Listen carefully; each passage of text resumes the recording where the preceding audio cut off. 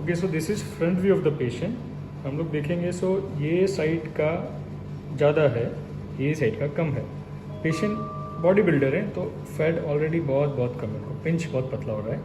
But ये जो component है ये ग्लैंडुलर कंपोनेंट है, जो मैं फील करूँगा तो यहाँ पे दिस इज़ वेरी बिग, ऐसे फील कर रहा हूँ। This glandular component is very big, this side this is bit smaller than this side. So ये साइड में थोड़ा छोटा, ये साइड में बड़ा।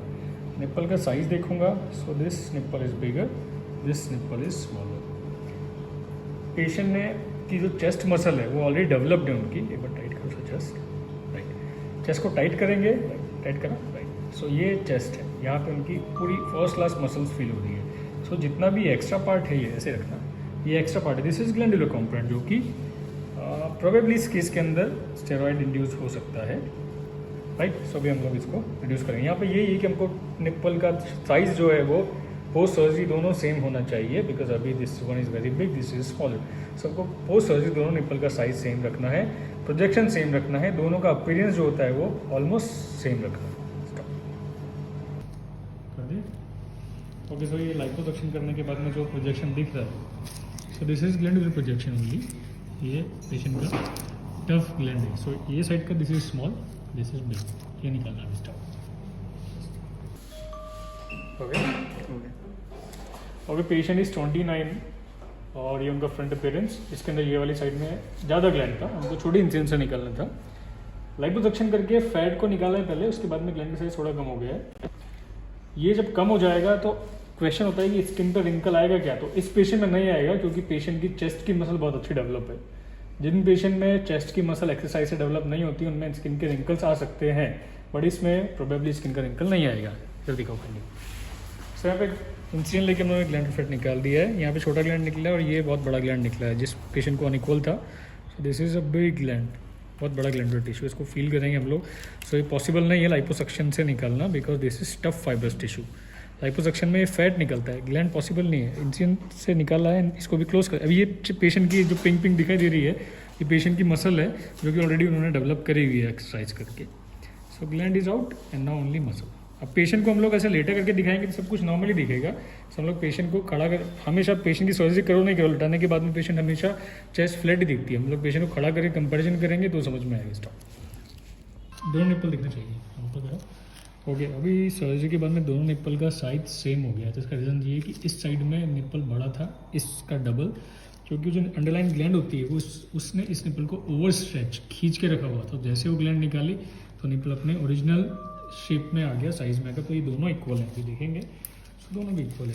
इसको मेजर करूँगा ये इतना, इसको करूँगा इतना, ऑलमोस्ट दोनों सेम होगा। Before surgery yesterday and this is now after surgery. One side, this side turn karo. Before surgery and this is now. Other side please. This side. Before surgery maximum gland इसी side में था. This was looking like a female chest and this is now. चलो front में आ जाओ। हम लोग अगर देखेंगे सो पेशेंट का ये वाला ग्लैंड तो बहुत ही ज़्यादा था, ये वाला ग्लैंड बहुत ज़्यादा था and this was okay. So glandular component पूरा निकाल दिया। कितना निकला है वो अगर हम लोग देखेंगे, सो वेट दिखाता हूँ। या so fat is very very minimal, ये ऊपर दिख रहा है, ये फैट है hardly 200 ml and this is glandular component. अभी हम लोग देखेंगे, सो ये जो रिंकल दिख रहा है दिस वन, ये बहुत माइनर सा रिंकल है, बिकॉज स्किन यहाँ की बहुत ज़्यादा बल्ज थी। हम लोग उम्मीद कर रहे थे कि कुछ भी रिंकल नहीं आएगा, बट वेरी माइनर रिंकल। लेकिन अब पेशेंट अगर हाथ थोड़ा सा करो, हल्का सा और राइट। सो जैसे स्किन इन्होंने 90 डिग्री पे करा, स्किन टाइट हुई और रिंकल गॉन। अब इसको और ऊपर कर लो, right, perfect, put it down. या सो लेटी पोजीशन में इसलिए हम लोग कभी भी पेशेंट को नहीं दिखाते हैं, क्योंकि लेटी पोजीशन में जब पेशेंट हाथ ऐसा कर लेता है तो कुछ पता नहीं पड़ता कि इधर रिंकल है क्या है, खड़ी पोजीशन में ही पता पड़ता है। सो इधर भी बहुत माइनर सा रिंकल है, हाथ ऐसे करो, 90, बहुत माइनर सा, यस, गॉन। सो कंप्रेशन जब मेंटेन रखेगा पेशेंट तो over a period of 3 to 4 week और रिंकल विंकल सब चल जाएगा। और जब एक्सरसाइज स्टार्ट करेंगे तो ऑलरेडी उनकी मसल्स डेवलप है, इसलिए इनको फ्लैट चेस्ट नहीं हुआ है। सब पेशेंट बोलते हैं ना सर फ्लैट चेस्ट को कैसे दूर करना है, तो फ्लैट चेस्ट को दूर करने के लिए एक्सरसाइज करनी पड़ती है।